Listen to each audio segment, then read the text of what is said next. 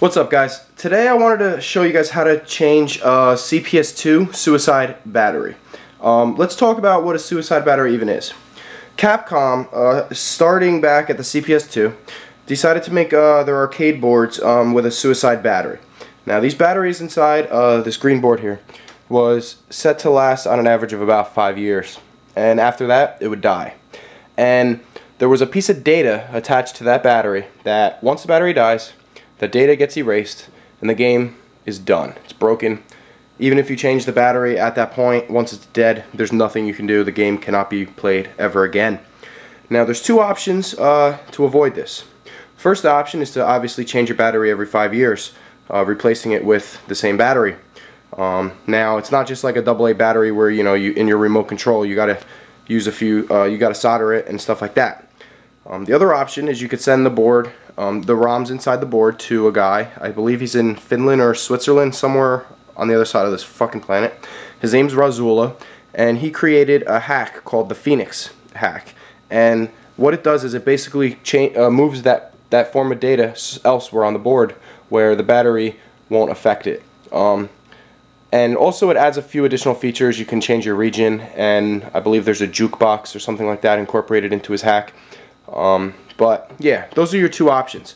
Now if the board does suicide, you could send your suicided ROMs to Razula and he will revive them with the Phoenix.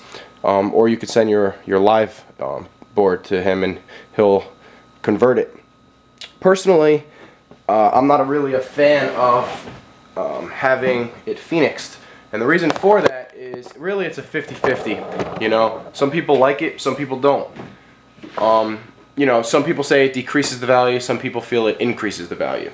Basically, there's 50% of the people that play this stuff that would prefer Phoenix and 50% that wouldn't. So basically it evens each other out. Personally, my own opinion, I'd rather keep it original. You know, I don't want to put any kind of hacked hardware software onto an original arcade board. I just don't feel like that's the route to go. Now I can understand people who have 20 or so of these boards. You know, they don't want to change them out every 5 years. You know, each battery is going to run you about $8. So, you know, you're looking at a pretty big chunk of money every 5 years to keep your boards alive. But at the time being, I only have 5 boards. I switched all the batteries except this one because I want to go over this one with you. So it ran me only about $50, and in 5 years, I'll do it again. So that's just my personal opinion. You're going to need a few things to get this project going. You're going to need the following. You're going to need this special battery. This battery could be purchased from www.jammaboards.com. It's a 3.6 volt AA, I think, sort of battery. I don't know. But you can just go to jammaboards.com, type in CPS2, and you'll see this battery. Order as many as you can for the CPS2. Next thing you're going to need is a desoldering iron. You're also going to need a soldering iron. You're going to need some basic solder. You're going to need wire cutters. Alright. Now, a lot of times you'll buy a CPS2 board and you won't know when the battery was changed. Like this one, for example. I have no idea when it was changed. I've had it for about 6 months, and honestly I'm flirting with danger here because it could die as I'm making this video, for all I know. You know, so it's really not worth it to chance it. You know, change the battery, put a little sticker on it, says, you know, just like when you get an oil change, you know, your next battery change is, you know, 5 years from the date today. So, it's just come about that time, we gotta do it. So let's get started. Now, before I get into this, actually, I want you guys to know, once you remove the battery, you have 45 minutes to get the new battery in. If you don't do it within that time, it's game over. Your shit is suicided. So, from the minute I remove it, which is plenty of time, because really all you need is about not even 5 minutes, like 2 minutes. But, you know, you're also taking a risk doing this. You know, something could go wrong, and it's a risk I'm willing to take, and I'm sure you would be too, considering it could die any minute. So first thing you're going to have to do is separate your A and B boards here. Simply lift up on the A board, take your B board, and you could put it away, because you're not going to need it.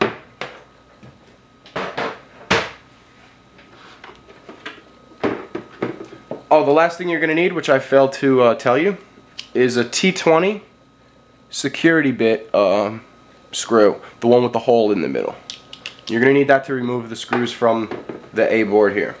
Now to do this, there's going to be a screw located here, here, here, and here. So simply just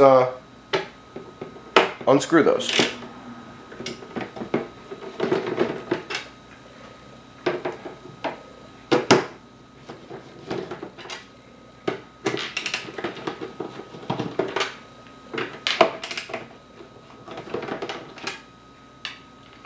Alright, once you do that, now 1944 is a great game and it's worth good money. So, you know, I want to keep it alive. That's why I chose to change this one out. Sadly, I own 6 CPS2 boards and I only received 3 batteries, so I chose the most important 3 and I'm going to order new batteries today. Hopefully the rest last. Now, once you pop off this top piece, these 3 things are probably going to fly out, so just, you know, let them fly out and make sure you notice where they fall. There you go. Remove them. Put them to the side. Take your top, put it somewhere safe so you don't, you know, scratch your lovely label. Alright. Now you're going to just simply, you know, pull this board out. Nothing's holding it in, so you can just simply pull it out. Alright, now you're going to notice, try to zoom in on this here. That's the battery that has to be removed right there. Now, it's held in. Well, I'm sorry about the blurriness, but there's a solder joint here and here located on the bottom part of the board. I'll try to show you, even though it's blurry. Alright. It's located right here. The negative is the one closer to the edge, and the positive is this one here. So if you look at your new battery, there's a positive sign on the side with the black, so this right here is going to be your positive, and this is going to be your negative. So just make sure that you align this properly onto the board when you change it. Alright, so let's get started here. It's going to be real simple. I'm going to try to get you guys involved as best I could here, but might be a little difficult. I guess that's as good as it's gonna get. Alright, so grab your desoldering iron. Simply desolder these 2 pieces.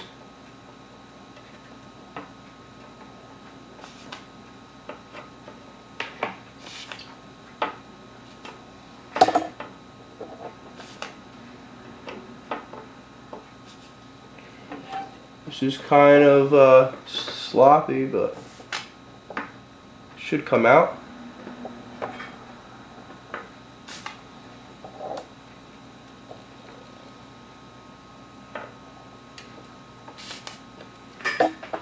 Alright.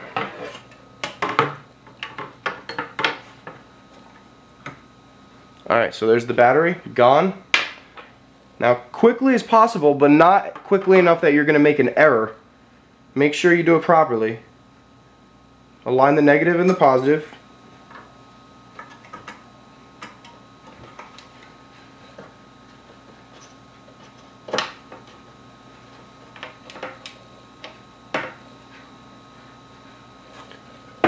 And solder it up. Sorry about that, guys. My battery died on me. It's gonna die any minute, but really quickly, I only had a few last things to say about this. Once you do that, solder it up, which I already did. Bam, bam. Take your wire cutters, cut them.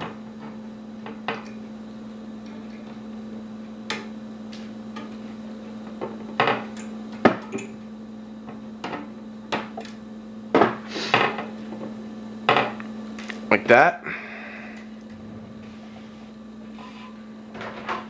And then just simply reassemble.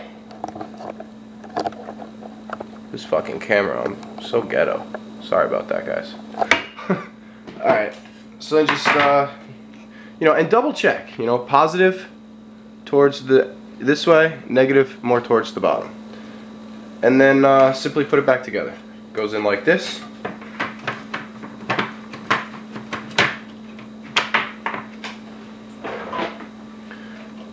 And you're all done.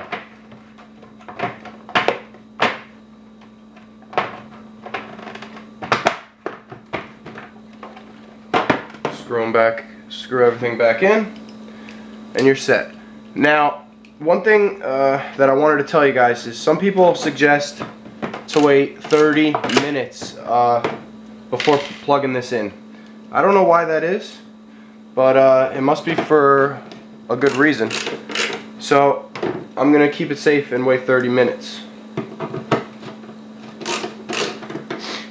Now,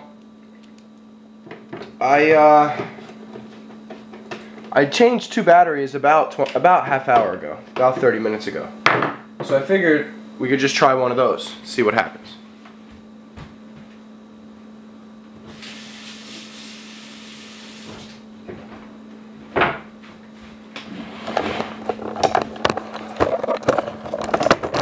Now it hasn't been exactly 30 minutes, but it's been almost 30 minutes, and I'm impatient. So for this example, we're going to try Marvel's Capcom.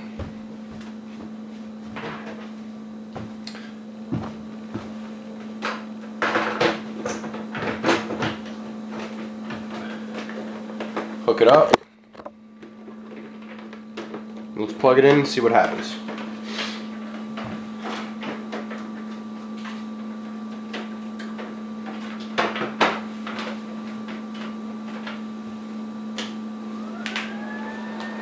Let's hope it works.